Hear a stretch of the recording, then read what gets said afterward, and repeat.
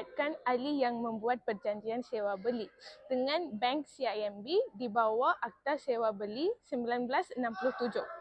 Dalam perjanjian ini, hak milik kenderaan masih milik bank sehingga bayaran selesai. Seterusnya, selepas 2 tahun, Ali mempunyai masalah kewangan dan gagal membayar 3 ansuran berturut-turut. Ini merupakan pelanggaran kontrak yang memberi hak kepada pihak bank untuk mengambil tindakan. Assalamualaikum. Waalaikumsalam. Boleh tak nak tanya pasal notis jadual keempat tu? Oh, Saya tak faham. notis jadual keempat. Okey. Notis jadual keempat dia dibeli atas Seksyen 16 Akta Sewa Beli 1967. Bank memberi kepada Ali dalam tempoh 21 hari untuk menyelesaikan tunggakannya.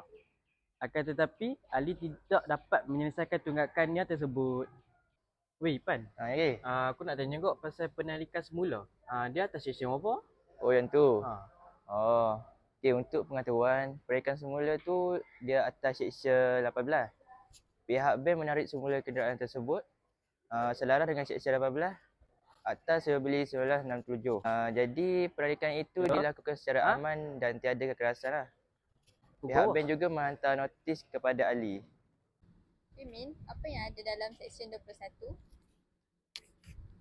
Dalam Seksyen 21 ada notis jadual kelima, iaitu bank juga mengeluarkan notis jadual kelima yang memberi peluang kepada Ali untuk meneluas semua dalam tempoh 21 hari. Disebabkan Ali gagal berbuat demikian, pihak telah jual kenderaan itu secara lelangan awam. Di bawah Seksyen 21 Akta Sewa Beli 1967, bank boleh jual kenderaan tersebut.